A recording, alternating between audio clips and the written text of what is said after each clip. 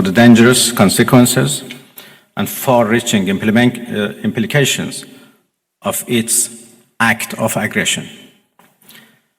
The US military attack on the territorial integrity and national sovereignty of a UN member state carried out with genocidal Israeli regime, carried out in collusion with the genocidal Israeli regime, has once again revealed the extent of the United States' hostility towards the peace-seeking people of Iran, who will never compromise over their independence and sovereignty.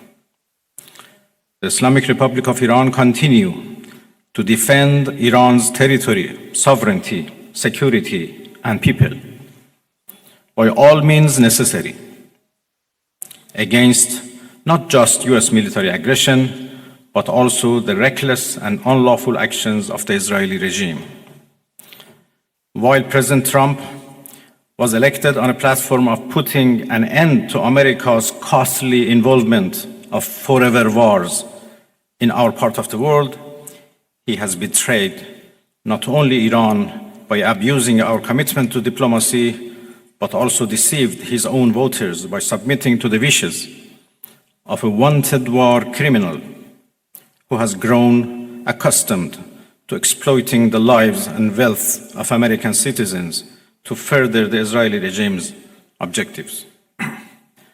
The US act of aggression against Iran's peaceful nuclear facilities constitutes not only a flagrant breach of the UN Charter, especially the prohibition of the use of force under Article 2, Paragraph 4, and the obligation to respect the state's territorial integrity and sovereignty, but also a violation of UN Security Council Resolution 2231. It cannot be emphasized enough how much of a devastating blow that the US, a permanent member of the Security Council, has dealt to the global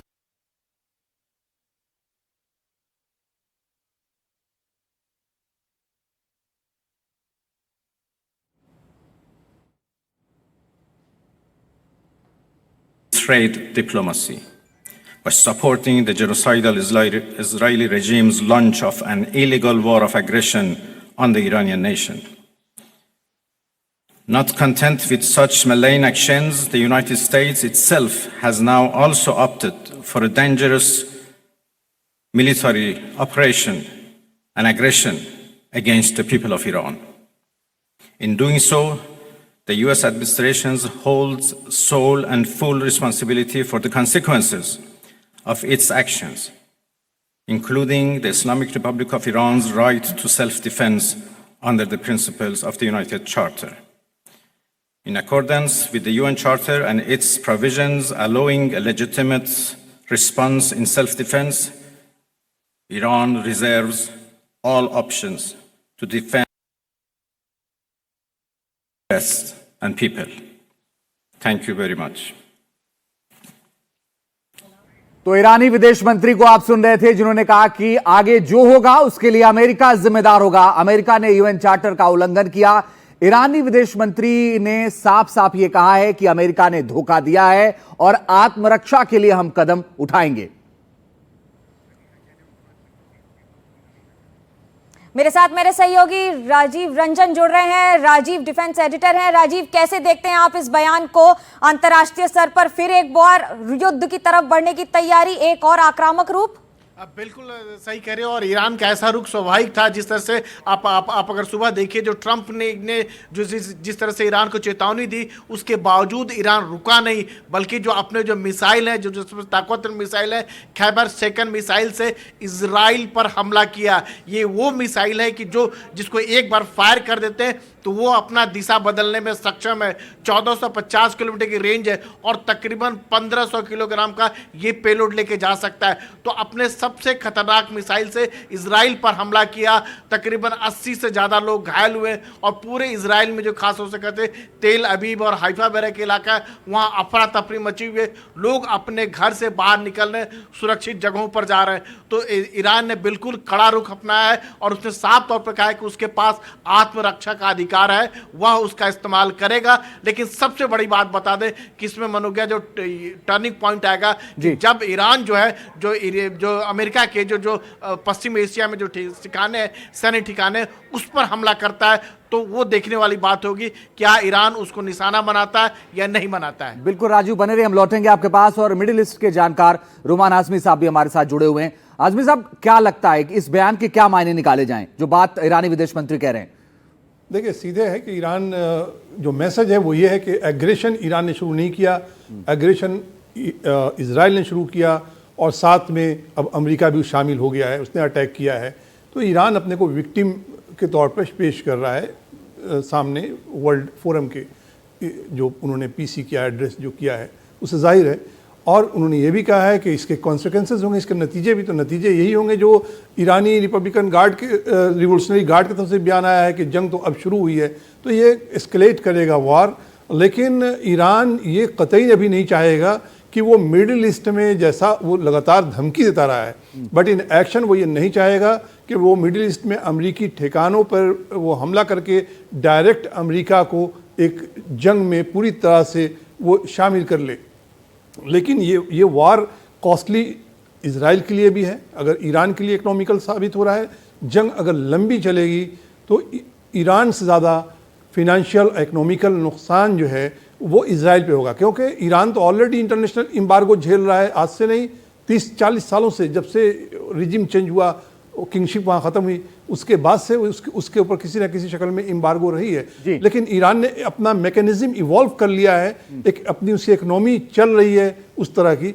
लेकिन Israel इसके लिए तैयार नहीं होगा। जब जंग लंबा चलेगा तो इजराइल जैसे कि पर डे $725 मिलियन का उसका खर्च हो रहा है, ये $12 बिलियन से ऊपर जाके आकलन है। बिल्कुल सर, बड़ी बात है ये कि आने वाले वक्त में खर्च बढ़ जाएगा, लेकिन ईरान का भी खर्च बढ़ेगा, क्योंकि वो अपने आप में बड़ी बात है। और ये कहा जा रहा है कि अपने आप में जो खर्चा है वो दोनों ही देशों का बढ़ेगा। और इसीलिए हम ये कह रहे हैं कि आखिर ये पूरा अटैक कैसे हुआ, ये आपको समझना बहुत जरूरी है कि पूरे अटैक के पीछे कैसे अमेरिका ने प्लान किया। और 2 हफ्ते तक का समय मांगा था ट्रंप ने, लेकिन 2 हफ्ते के पहले ही उन्होंने ये ऐलान कर दिया कि नहीं, हमने 3 जगहों पर, जो खासतौर पर 3 जगह हैं जहां पर परमाणु संयंत्र बताया जाता है, वो उन्होंने उस पर हमले किए। और ये देखिए, 19 जून को, 4 दिन में हमला, 19 जून को ट्रंप ने अटैक का प्लान किया और मंजूरी दे दी।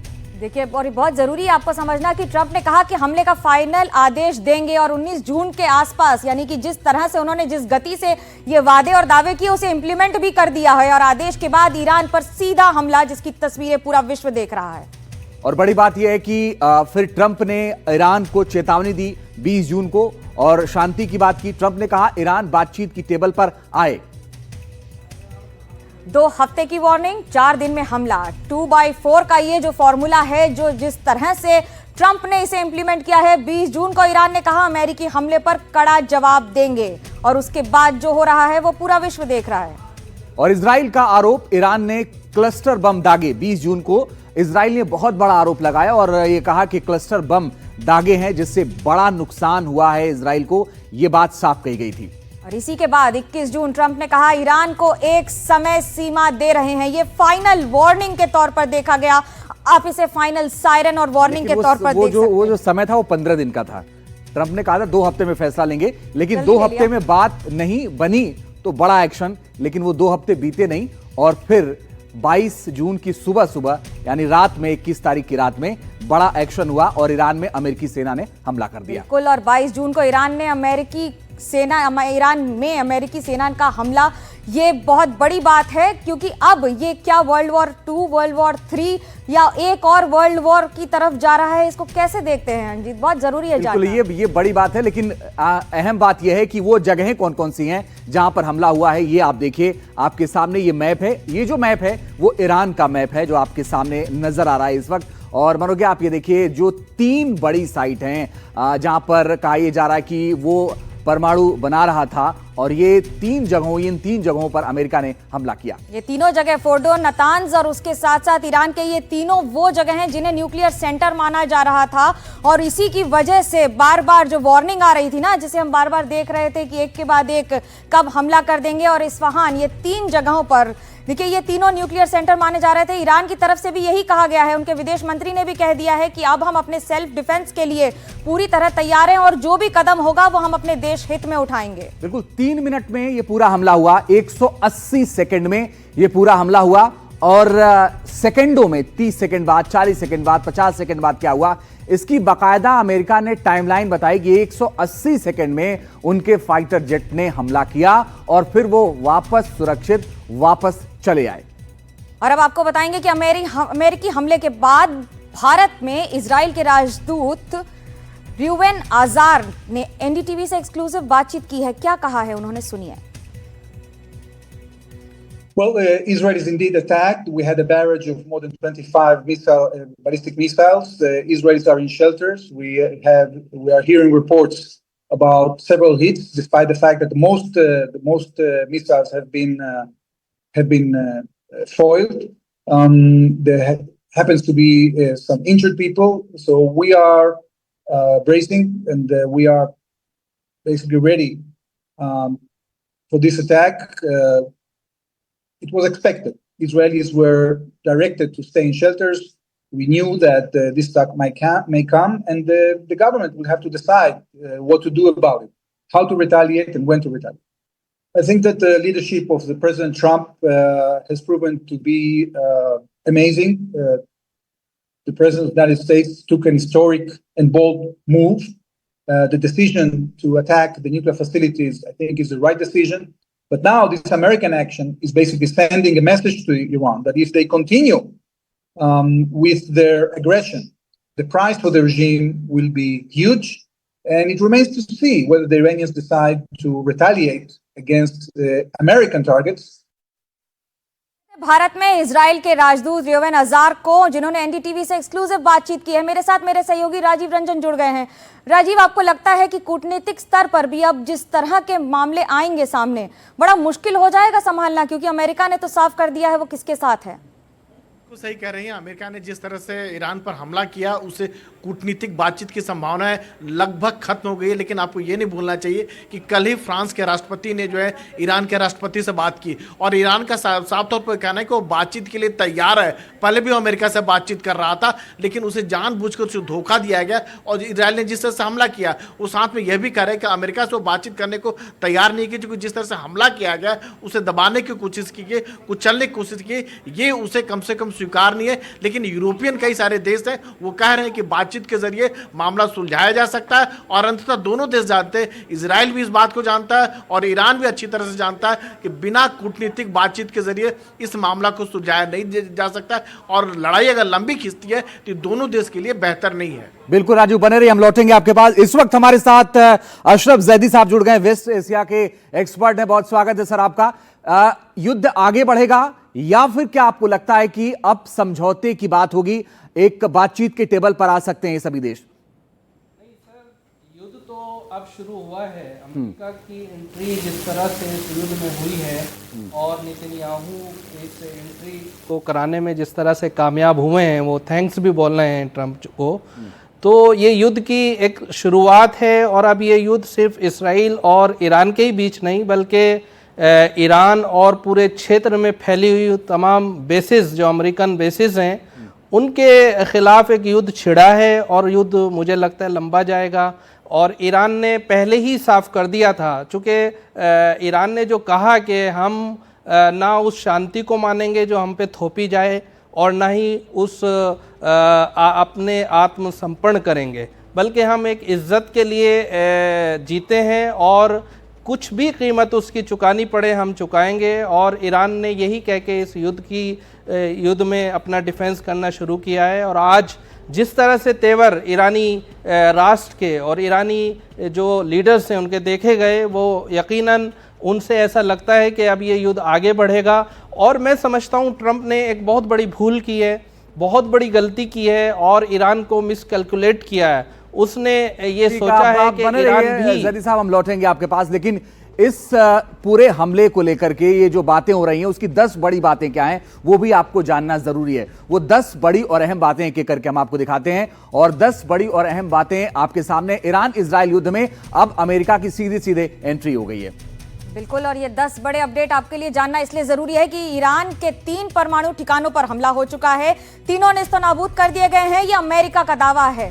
खुद डोनाल्ड ट्रंप इसको लगातार मॉनिटर कर रहे थे, इस पूरे ऑपरेशन को, और वो ये कह रहे हैं कि ईरान अगर नहीं रुका तो हम फिर से हमले करेंगे। तो फिर हमला करने के लिए तैयार हो गया है अमेरिका। और ट्रंप ने ईरान को परमाणु हथियार बनाने से रोका है, ये नेतन्याहू का बयान है। उन्होंने इसका समर्थन करते हुए उनका धन्यवाद भी दिया है। ऐसा जवाब देंगे जैसा पहले कभी नहीं हुआ, ये खामेनेई कह रहे हैं, अयतुल्लाह खामेनेई जो ईरान के सुप्रीम लीडर हैं। एक और जहां सुप्रीम लीडर ने यह कहा है तो वहीं यह भी आपको बता दें कि इजराइल पर ईरान का पलटवार है। अब तक 30 मिसाइलें दागी जा चुकी हैं। और अहम बात यह है कि तेल अवीव, हाइफा, यरूशलेम में नुकसान हुआ है और कुल 86 लोग इस पूरे हमले में घायल भी हुए हैं। अहम बात यह है और तमाम बदलाव देखने को मिल रहे हैं।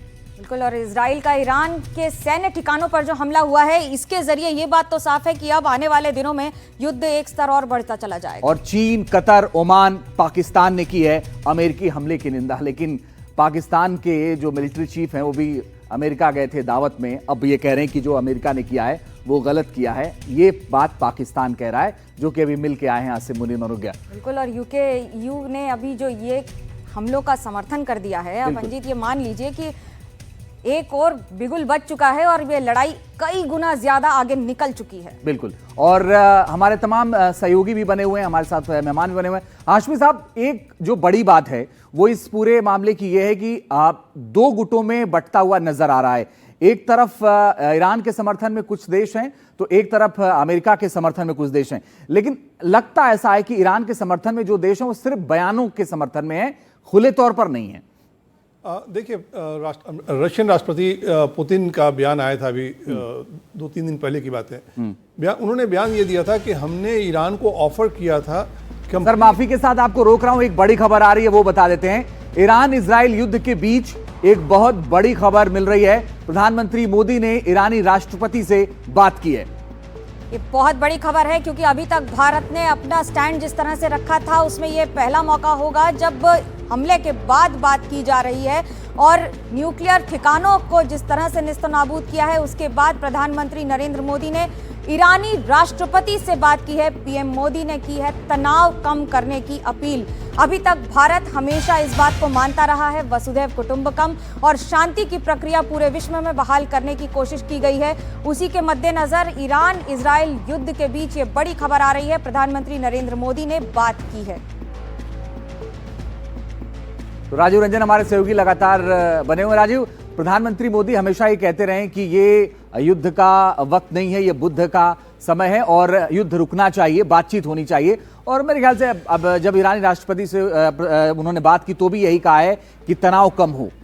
अब बिल्कुल उन्होंने सही कहा और सबसे बड़ी बात है कि आपको ये देखना हो कि भारत के दोनों के साथ रिश्ते, ईरान के साथ हमारे पुराने रिश्ते, एक पुरानी सभ्यता है वहाँ पर और उसके साथ एक बहुत गहरे रिश्ते ईरान के साथ में। वहीं अगर इजराइल के साथ कहें तो इजराइल के साथ हमारी स्ट्रेटजिक जो रणनीति का वाला रिश्ता वो डिफेंस से भी कहीं ज़्यादा है, खासतौर से पिछले 10 सालों के साथ ज़्यादा मजबूत हुआ है। वहीं ईरान के साथ जिस तरह से जो चाबहार एयरपोर्ट जो बंदरगाह है उसको मजबूत कर रहा है, तो इसके देखते हुए प्रधानमंत्री का दोनों देशों के साथ एक अच्छे संबंध है। और यही वजह है कि ईरान के राष्ट्रपति के साथ बातचीत कहना और उन्हें कहना कि तनाव कम करने की कोशिश एक बड़ा अच्छा जेस्चर जिसको आप दे सकते हैं। और प्रधानमंत्री मोदी के साथ एक सबसे बड़ा एडवांटेज वाली बात यहाँ पर भी है कि ईरान के साथ भी भारत के अच्छे संबंध है और इजराइल के साथ भी अच्छे संबंध है। तो कह सकते हैं कि प्रधानमंत्री मोदी जो है एक बेहतर पोस्टर यहाँ पर दे रहे हैं, एक अपनी बात कह रहे हैं कि तनाव कम कीजिए, बातचीत के जरिए इस मामला को सुलझाइए।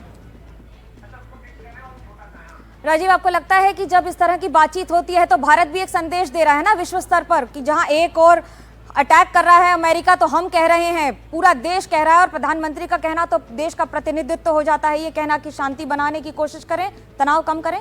बिल्कुल बिल्कुल बहुत बड़ी बात है कि ऐसे दुनिया में बहुत कम नेता होते हैं कि जिनके दोनों देशों के साथ संबंध होते हैं, जहां आपकी लड़ाई छिड़ी होती है। अगर आपको याद होगा जिस तरह से रूस और यूक्रेन में भी बात हो रही थी, तो दुनिया में हर नेता यही बात कर रहा था कि प्रधानमंत्री मोदी ही चाहेंगे, क्योंकि भारत की यूक्रेन से भी अच्छे संबंध है, रूस से भी अच्छे संबंध है, दोनों से भी अपील की कि बातचीत के जरिए इस मामला को सुलझाएं। लड़ाई किसी भी समस्या बिल्कुल राजीव बने रहिए, हम लौटेंगे आपके पास। और प्रधानमंत्री ने ट्वीट क्या किया है ये दर्शकों को बताना जरूरी है।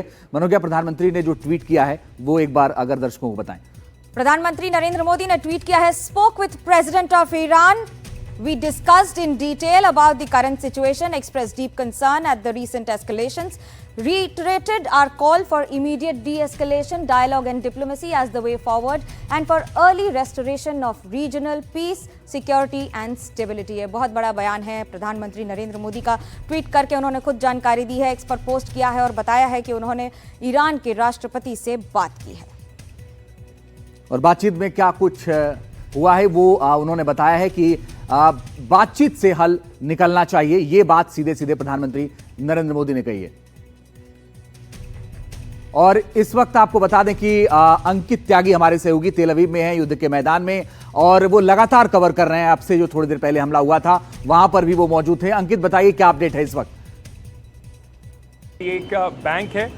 इस बैंक को आप देखेंगे तो बाहर इसके पूरी तरीके से जो शीशे हैं वो टूटे हुए आपको नज़र आएंगे। सिक्योरिटी फोर्सेस यहाँ पर अपना इस वक्त काम जो है वो करते नज़र आ रहे हैं। और ये पूरा जो सिविलियन एरिया है वहाँ पर ये जो हमला है हुआ है, इसमें ये मैं आपको दिखाता हूँ। ये कुछ तस्वीरें जो आप इस वक्त देख रहे हैं, यहाँ पर पूरा अभी फ़िलहाल सफाई का कार्यक्रम जो है वो चल रहा है। जिन लोगों की ये शॉप्स हैं उनसे अभी यहाँ पर बात की जा रही है, असेसमेंट लिया जा रहा है कि किस तरीके का नुकसान जो हुआ है उनकी दुकानों को। और उसके बाद यहाँ पर ये मैं आपको थोड़ा सा आगे ले जाके यहाँ पर दिखाऊंगा आप किस तरीके से ये जो आपको अभी भी टूटा हुआ कांच जो है वो पूरी तरह से जगह जगह पर बिखरा हुआ नज़र आएगा। कुछ लोग जो हैं यहाँ पर बैठे हैं। अब से कुछ देर पहले मैंने एक बच्चे से बात की जो कि यहाँ पर ही एक सफ़ेद बिल्डिंग है उसकी पहली मंजिल पर रहता है, जिसके घर के ऊपर भी नुकसान हुआ। उसके घर में काफ़ी यहाँ पर नुकसान हुआ। ये मैं आपको ज़रा दिखाता हूँ थोड़ा सा और पास ले जाके कि ये जहाँ पर ये दुकानें जिस तरीके से आप देख रहे हैं पूरे तरीके से यहाँ पर ये आपको कांच जो है बिखरा हुआ नज़र आएगा। आज सुबह जब अमेरिका की तरफ से ईरान के ऊपर उनके न्यूक्लियर साइट्स पे हमला हुआ, उसके बाद से ही सुबह जो सिक्योरिटी फोर्सेस हैं और जो होम इंटीरियर डिपार्टमेंट है इजराइल का, उन्होंने इस बात को कहा था कि जो लोग जो हैं वो आज घरों से अपने अगर आवश्यक ना हो तो ना निकलें। साथ में ये भी बात बोली गई थी कि आज सारे मॉल्स जो हैं पूरे तेल अवीव में और उसके अलावा तेल अवीव के अलावा जो स्कूल कॉलेजेस हैं, जो बाकी जगहें हैं, उन्हें बंद रखा जाए।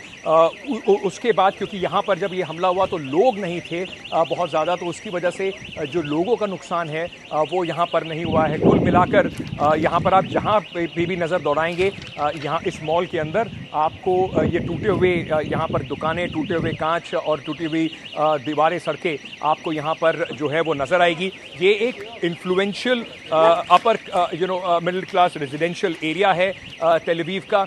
और यहाँ पर जिस तरीके से हमला हुआ है तो यही उम्मीद लगाई जा रही है कि आगे जो ईरान को लेकर जिस तरीके से उम्मीद थी कि काउंटर स्ट्राइक होगा, ईरान की तरफ से अब काउंटर स्ट्राइक हुई है। अब देखना होगा कि इजराइल इस पर किस तरीके से रिएक्ट करता है, क्योंकि ये जिस तरीके से आज हमला हुआ है उससे जंग जो है एक दूसरे मुहाने पर खड़ी नज़र आएगी। अभी भी आपको यहाँ पर सायरन बजते हुए सुनाई पड़ रहे हैं, अभी भी यहाँ पे टूटा हुआ कांच दिखाई पड़ रहा है। मैं ज़रा उधर आपको दिखाना चाहूँगा, वहाँ पर कुछ लोग हैं जो कि अपना घरों से सामान लेकर फ़िलहाल निकल रहे हैं। जिन घरों में बहुत ज़्यादा नुकसान नहीं हुआ है उससे लोग अपना सामान लेकर जो है वो इस वक्त निकलते हुए नज़र आ रहे हैं। इस बिल्डिंग में भी देखिए आपको दिखाई पड़ेगा नुकसान हुआ है। इस पूरे इलाके में जिस तरीके का नुकसान हुआ है वो ये एक रेजिडेंशियल एरिया है और कई ऐसी जगहें हैं जहां पर इस तरीके से हमने देखा कि हमले हुए थे। 27 मिसाइल जो दागे गए थे उनमें से कुछ चाहे वो तेल अवीव हो, जेरूसलम हो और उसके साथ साथ हाइफा और 4-5 और भी यहाँ पर शहर हैं जिनमें इसका इम्पैक्ट जो है वो अभी भी देखा जा रहा है। तेल अवीव से जहां पर ईरान की तरफ से जो स्ट्राइक्स हुए, जो वहां पर हमला हुआ, उस हमले की जगह से इस वक्त एनडीटीवी इंडिया पर आप ये सब तस्वीरें देख रहे हैं। तेल अवीव से एनडीटीवी इंडिया के लिए अंकित त्यागी। और इस बीच बड़ी खबर आ रही है, वो आपको बताते हैं। इस युद्ध से जुड़ी अहम खबर है। इजराइल और ईरान इस वक्त युद्ध के मैदान में है और इजराइल पर ईरान ने दागी है खैबर शेकेन मिसाइल और 1450 किलोमीटर की एडवांस बैलिस्टिक मिसाइल है ये। 1500 किलो तक का क्लस्टर वॉरहेड लेकर जाने में सक्षम है और दिशा बदलने के से लेकर रक्षा तंत्र को चकमा देना इसकी बहुत ही बड़ी खासियत है। तो इसकी दिशा बदल सकती है, इसकी स्थिति बदल सकती है और ये चकमा देने में मिसाइल माहिर है। और बड़ी बात यह है कि 1500 केजी तक क्लस्टर वॉरहेड ले जाने में सक्षम है। इसकी ताकत का अनुमान आप लगा सकते हैं कि अब आपको ये बताते हैं कि आखिरकार इसकी ताकत है क्या। इसे पूरा समझना बहुत जरूरी है। इस ताकत को समझने के लिए हम आपको ग्राफिक्स दिखाएंगे और ग्राफिक्स के जरिए आप ये समझिए कि ये मिसाइल की ताकत क्या है। अब देखिए इसको। बिल्कुल ईरान की चालबाज मिसाइल है ये। इजराइल पर दागी है खैबर शेकेन मिसाइल। ये ईरान की मिसाइल है जिसको दागा गया है। ईरान की एडवांस बैलिस्टिक मिसाइल्स हैं। एडवांस का मतलब है कि तकनीक के साथ साथ इनके अंदर वो काबिलियत है कि वो किसी को भी चकमा दे सकती हैं। खैबर शेकेन की 1450 किलोमीटर तक की रेंज है इसकी और ये यही इसकी खासियत है कि 1450 किलोमीटर तक रेंज है, ये हमला कर सकती है। यानी कि एक देश से दूसरे देश बिना बताए सब कुछ पार करके चली जाएगी। अब आपको ये बता दें कि 1500 किलोग्राम इसका वॉरहेड ले जाने में ये सक्षम है। इसका मतलब है कि ये नुकसान कितना पहुंचाएगी ये उसका ताकत का पूरा ये अंदाजा इस बात से लग जाता है। साथ ही क्लस्टर वॉरहेड्स ले जाने में भी ये मिसाइल सक्षम है और इसीलिए इसे चालबाज मिसाइल भी हम कहते हैं। सॉलिड फ्यूल पर चलने वाली ये मिसाइल है, इसकी ये भी एक खासियत है। उड़ते वक्त दिशा बदलने में सक्षम है, यानी कि मारक क्षमता के साथ साथ दिशा और दशा दोनों बदल कर निकल जाएगी। रक्षा तंत्र को चकमा देने की इसमें खासियत है। अगर हो सकता है कि कोई एयर डिफेंस रोकने की कोशिश करे तो दिशा बदल ले। ये आयरन डोम के बारे में सबको पता था ना, इसीलिए सफलता हो गई है ईरान को, क्योंकि सैटेलाइट नेविगेशन और कंट्रोल फिन्स से लैस है। इसका मतलब है कि चकमा मिसाइल नंबर 1 हो सकती है। मतलब यह है कि हम किसी दिशा में मोड़ सकते हैं इसको। एकदम। बिल्कुल। 7वीं सदी में हुई खैबर की लड़ाई पर इसका नाम फिलहाल रखा गया है। तो ये हालात हैं और बड़ी बात यह है कि ये इसकी खासियत है और इसी खासियत की वजह से इसे कहा जा रहा है कि भारी नुकसान इजराइल को हुआ है। मेरे साथ मेरे सहयोगी अंकित त्यागी जुड़ गए हैं वॉर जोन से। आपको ये एक्सक्लूसिव तस्वीरें दिखा रहे हैं, उसके साथ साथ लेटेस्ट अपडेट भी दे रहे हैं। अंकित, आप जब लोगों से बात कर रहे थे तो उनके चेहरे के जो रिएक्शंस थे, ऐसा लग नहीं रहा था कि वहां पर युद्ध की स्थिति है। क्या इतने शांत है लोग, या उन्हें आदत है, या वो ये जानते हैं कि हम एक युद्ध जोन में हैं? देखिए, आदत की बात है। जैसे आप मिसाइल्स की बात कर रहे थे, मैं पहले आपको दिखाना चाहता हूं इस वक्त एनडीटीवी इंडिया पर ये आप एक्सक्लूसिव तस्वीरें देख रहे हैं। देश का कोई भी और मीडिया यहाँ पर नहीं है। मैं इस वक्त तेल अवीव से, जहाँ पर मैं पहले जहाँ पर मिसाइल अटैक हुआ था उससे करीब 40 मिनट दूर, इस जगह का नाम अभी बताने के लिए मना किया गया है तो मैं नाम आपको नहीं बता सकता, लेकिन तेल अवीव के जो शहर है उससे करीब 30 किलोमीटर की दूरी पर 40 मिनट की ड्राइव के बाद मैं जहाँ पहुँचा हूँ, ये आपको बता रहा है ये एक सबर्ब है जहाँ पर मिसाइल का डायरेक्ट इम्पैक्ट हुआ। इससे पहले जहाँ पर हम तेल अवीव में थे, नॉर्दर्न तेल अवीव में, वहाँ पर जो हम आपको दिखा रहे थे वो आप देख रहे थे किस तरीके से मिसाइल के इम्पैक्ट के बाद बिल्डिंग्स टूटी और नुकसान हुआ। लेकिन यहाँ पर आप जो देख रहे हैं इस घर में, यहाँ पर डायरेक्ट इम्पैक्ट हुआ है। यहाँ पर मिसाइल सीधी आके लगी और उसके बाद यहाँ पर जो नुकसान है वो आप देख सकते हैं। ये जो सबर्ब है इसमें इस घर के ऊपर मिसाइल का सीधा हमला हुआ। जिस मिसाइल के बारे में आप बात कर रहे थे, चीज़ें बता रहे थे, उसका क्या असर ज़मीन पर होता है, ये तस्वीरें इस वक्त आप एक्सक्लूसिवली एनडीटीवी इंडिया पर देख रहे हैं। यहाँ पर फिलहाल इस साइट पर, जैसे हमने बताया, सुबह जो 27 मिसाइल की बारात छोड़ी गई थी ईरान के द्वारा, उसमें कुछ मिसाइल जो हैं वो आयरन डोम को भेदने में सक्षम हुई। आयरन डोम उसको नहीं रोक पाया। उनमें से एक मिसाइल हमने आपको तेल अवीव में दिखाई थी। अब तेल अवीव के थोड़ा बाहर इस जगह पर आप देख रहे हैं, यहाँ पर जो घर हैं, खासतौर से ये घर पूरी तरीके से क्षतिग्रस्त हो गया है। इसके आसपास के जो घर हैं वहाँ पे भी खासा नुकसान हुआ है। रेजिडेंशियल सबर्ब है ये तेल अवीव के थोड़ा बाहर। और यहाँ पर जो ये तस्वीरें आपको मैं दिखा रहा हूँ, ये तस्वीरें आपको फिलहाल कम से कम किसी और इंडियन चैनल पर नहीं दिखाई पड़ेंगी। मैं आपको यही बताना चाहूँगा कि यहाँ पर जब इम्पैक्ट हुआ और इम्पैक्ट के बाद जो डेबरी होती है, जो इधर उधर सामान गिरा, उसके बाद आपको ये कार जो दो खड़ी हुई हैं ये भी आपको बताएंगी कि कितना ज़बरदस्त यहाँ पे निशाना था। ये उस घर से सड़क के दूसरी तरफ है, करीब उस घर से 100 मीटर की दूरी पर होंगी, लेकिन पूरी तरीके से क्षतिग्रस्त टूटी हुई ये एक दो गाड़ियां जो हैं यहाँ पर दिखाई पड़ रही हैं। इसके अलावा भी अगर मैं आपको बताऊं, जैसे कि ये दो गाड़ियां आप टूटी हुई देख रहे हैं, इसके अलावा भी अगर मैं आपको बताऊं तो जो बाकी घर हैं इसके आसपास, वहाँ पर इम्पैक्ट के बाद जो शीशे हैं वो टूटे हुए दिखाई पड़ रहे हैं। बताया ये गया है कि यहाँ से करीब 15 लोग जो थे वो ज़ख्मी हुए हैं और उनको यहाँ से लेके जाया गया है इस सबर्ब से, लेकिन कुल मिलाकर कोई भी अभी जिसको कहते हैं क्रिटिकल हालत में नहीं है और कोई हताहत नहीं हुआ है। तो कम से कम लोगों के लिए ये राहत की बात है। यहाँ पर कुल मिलाकर आज 85 लोग सुबह से जो हमले हुए हैं उसमें घायल हुए हैं और कई लोगों को कल रात 8 बजे तक जो आंकड़ा करीब 8,500 का था वो बढ़कर 10,000 का हो गया है। 10,000 लोगों को अपने घरों को छोड़कर अलग अलग जगहों पर, होटल्स में और सरकारी जो बाकी जगहें हैं वहाँ पर रहने को बोला गया है। मैं एक बात आपको और बताना चाहूँगा, यहाँ पर तेज़ी से कार्य चल रहा है मलबे को हटाने का, सफाई को करने का। बहुत सारे वॉलंटियर्स यहाँ पर हैं और जिनका ये घर है, बताया जा रहा है कि इन सब घरों में इजराइल के अंदर अगर आपको घर बनाना है तो मैंडेटरी होता है कि उसमें आपको एक सेफ हाउस यानी कि एक बॉम्ब शेल्टर टाइप का एक कमरा बनाना होगा। तो वो लोग जिस वक्त ये अटैक हुआ अपने बॉम्ब शेल्टर में थे। कुछ लोगों को थोड़ी बहुत चोटें ज़रूर लगी हैं, लेकिन कोई भी यहाँ पर हताहत नहीं हुआ है। ये इस तरह की खबर इस वक्त आ रही है। ये एक पूरी रेजिडेंशियल नेबरहुड है जहाँ पर इस वक्त आप देख रहे हैं कि किस तरीके से सफाई का काम चल रहा है। लेकिन घर के अंदर कुछ तस्वीरें हम कोशिश करेंगे जूम इन करके घर की तरफ अगर हम दिखाएं तो वहाँ पर आपको जो जिनका ये घर है वो लोग भी अभी दिखाई पड़ेंगे। वो अभी असेसमेंट करने यहाँ पर पहुँचे हैं और कुछ और घरों से भी मैंने देखा कि लोग कैसे सामान अपना निकाल के यहाँ से लेके जा रहे थे।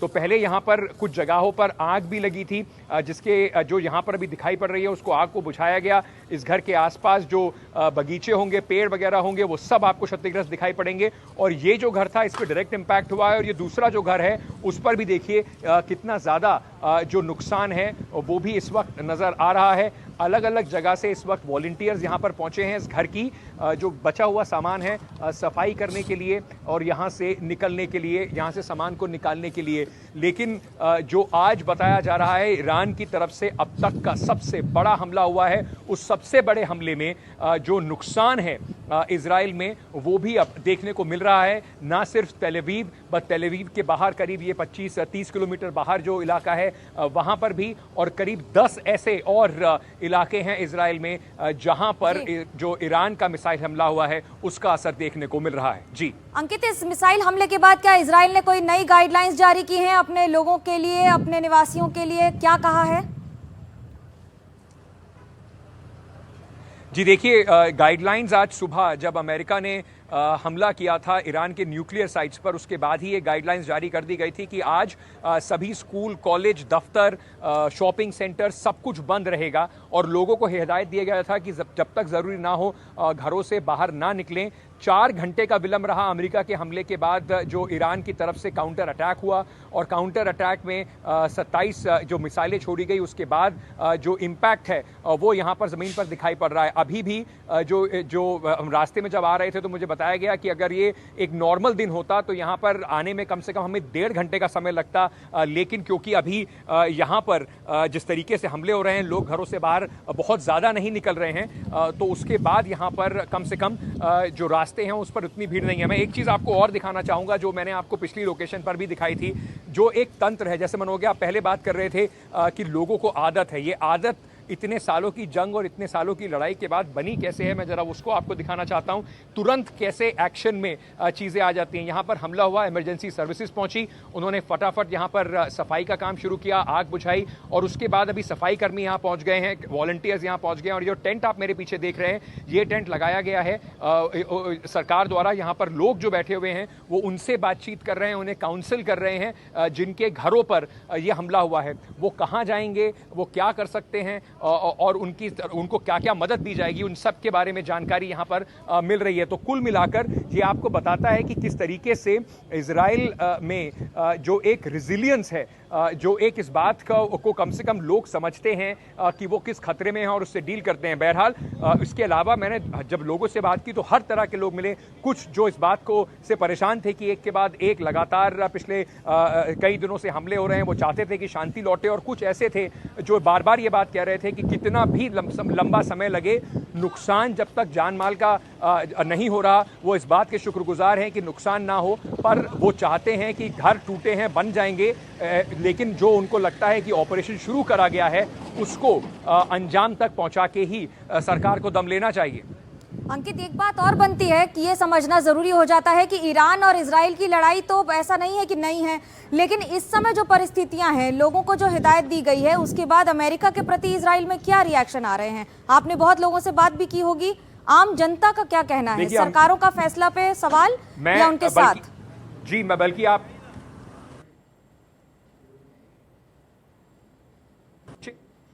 यहाँ पर रास्ते में आ रहे थे तो कई जगह पर तेल अवीव में बड़े बड़े पोस्टर लगे हुए हैं, thank you mister president, Donald Trump की बहुत बड़ी तस्वीर के साथ थैंक यू मिस्टर प्रेसिडेंट की तस्वीरें लगी हुई हैं। वो आपको बताएगा कि किस तरीके का जो एक सपोर्ट है वो अमेरिका को कम से कम इस युद्ध में आने के बाद इजराइल की जनता की तरफ से मिल रहा है। उनको लग रहा था, बीच में लोगों को ये भी लग रहा था, इंतजार कर रहे थे कि क्या अमेरिका पूरी तरीके से इस लड़ाई में शामिल होगा। अब क्योंकि अमेरिका की तरफ से हमला बोला गया है, उसको लेकर लोग यहाँ पर काफी खुश हैं। मैं एक बात आपको और बता देता हूं, हमें वहां जाना अभी अलाउड नहीं है। ये जो आप देख रहे हैं, अब देखिए जो भी घर यहां पर इस तरीके से नुकसान जिस घर में होता है वहां पर उसके बाद इजराइल का झंडा आपको लगा हुआ दिखाई पड़ता है। वहां पर इस वक्त इजराइल का झंडा लगाया जा रहा है। अगर मैं उन तस्वीरों में आपको दिखाऊं, ये एक सिंबल है, ये एक निशान है कि कितनी भी कोशिश कर लीजिए, हम रिजिलियंट रहेंगे, हम किसी भी मामले के लिए तैयार रहेंगे और इजराइल फिर से अपना जो जिस नुकसान के बाद भी जो अपनी तैयारी करके वापस उठ खड़ा होगा, उसका ये निशान है। तो जिस बिल्डिंग में मैंने देखा कि नुकसान पहुंचा है, वहां पर आके झंडा लगाया जाता है ये कहने के लिए। ये भी बताया मुझे जा रहा है कि जो इस वक्त आप एक काली कार देख रहे हैं और उसके पास जो कुछ लोग खड़े हुए देख रहे हैं, ये यहाँ के एक स्थानीय नेता हैं जो यहाँ पर देखने के लिए आए हैं कि क्या नुकसान हुआ है। हमें बताया गया है कि उनके पास जाके उनसे बात नहीं कर सकते हैं, लेकिन ये कम से कम यहाँ पर रिएक्शन जो है वो आपको देखने को मिल रहा है। एक उस तरफ झंडा लग रहा है और दूसरी तरफ जो स्थानीय नेता हैं वो भी यहाँ पर आए हैं और जो लोग हैं यहाँ पर उनसे बातचीत करते हुए इस वक्त नजर आ रहे हैं। अंकित, पूरे विश्व ने आयरन डोम की प्रशंसा की है अभी तक, लेकिन ये ऐसा मौका है जब आयरन डोम पर क्या हम सवाल उठाएंगे या ये कहेंगे कि मिसाइल ने चकमा दे दिया?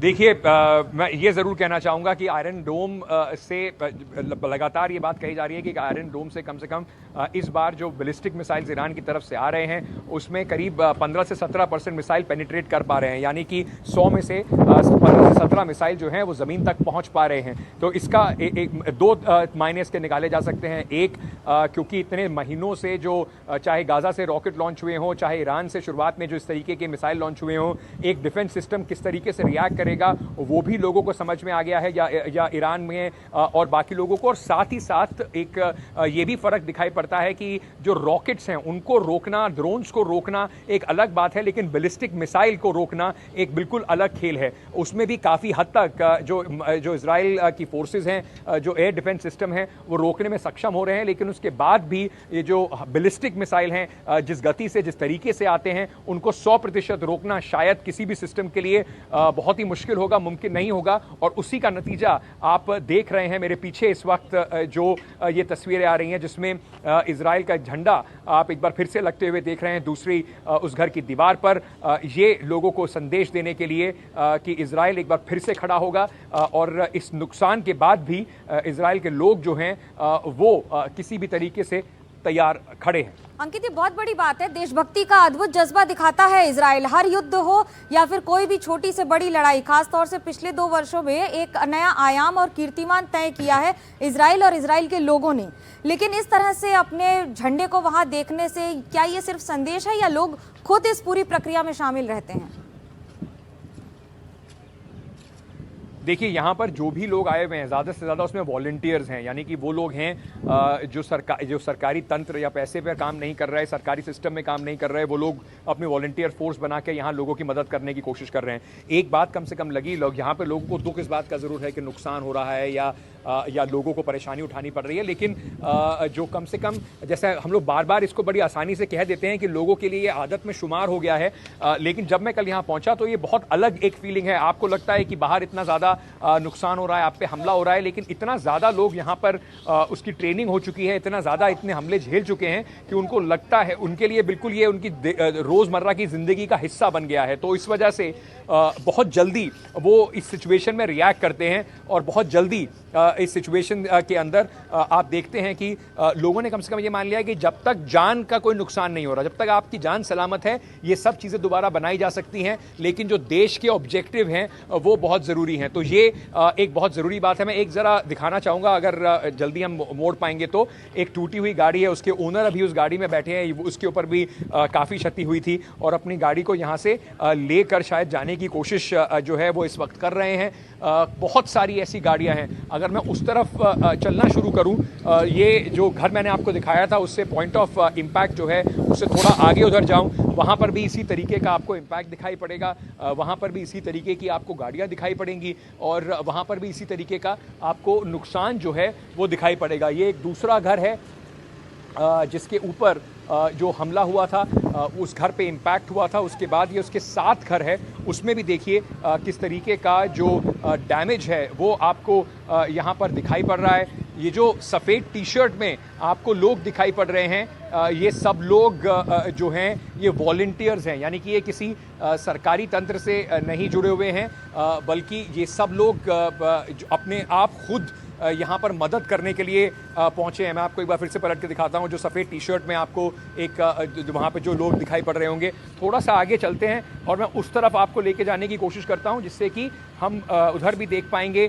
कि वहाँ पर इस पूरे इलाके में एक मिसाइल से जब हमला होता है तो इम्पैक्ट जो है वो इम्पैक्ट किस तरीके का होता है। जो जिसमें हमने देखा जिस घर में सबसे ज़्यादा क्षति हुई है, उससे अब मैं थोड़ा आगे चल रहा हूँ और करीब 150-200 मीटर पर आपको कुछ और घर दिखाता हूं जिनके ऊपर ये क्षति जो है वो दिखाई पड़ रही है। आपको दिखाई पड़ेगा वहाँ पर एक काला घर है जहाँ पर ये नुकसान हुआ है, उसकी शीशे टूटे हुए आपको दिखाई पड़ेंगे और साथ ही साथ कुछ गाड़ियाँ भी जो यहाँ पर हैं वो टूटी हुई दिखाई पड़ेंगी, बिल्कुल सामने है। और हम सीधे कोशिश करेंगे चल के आपको वहाँ तक ले जा सकें और आपको दिखा सकें कि यहाँ पर जो नुकसान है वो किस तरीके का हुआ है। अंकित, आप जो तस्वीरें दिखा रहे हैं वो अपने आप में बहुत बड़ा एक कल्पना के परे नुकसान की तस्वीरें हैं, लेकिन आपकी इस जाबाज रिपोर्टिंग के लिए आपकी प्रशंसा करना जरूरी हो जाता है, लेकिन जोखिम जान से ऊपर ना हो। हम सब रिपोर्टर्स हैं, हम सब जानते हैं, फील्ड में रहते हैं तो भूल जाते हैं कि जिंदगी और जीवन के बीच में बहुत कुछ एक कच्चे धागे रह जाते हैं। बने रहिए आप हमारे साथ। अंकित, खबरों का सिलसिला आगे अभी आपको लेकर चल रहे हैं अगली खबरों की ओर। तो बड़ी बात यह है कि सवाल यह है कि क्या विश्व युद्ध शुरू हो गया है, इस पर आगे हम बातचीत करेंगे और हमारे साथ खास मेहमान भी बने हुए हैं, उनसे भी सवाल पूछेंगे। लेकिन एक छोटा सा ब्रेक ले रहे हैं, थोड़े से इंतजार के बाद ये बड़ी कवरेज लगातार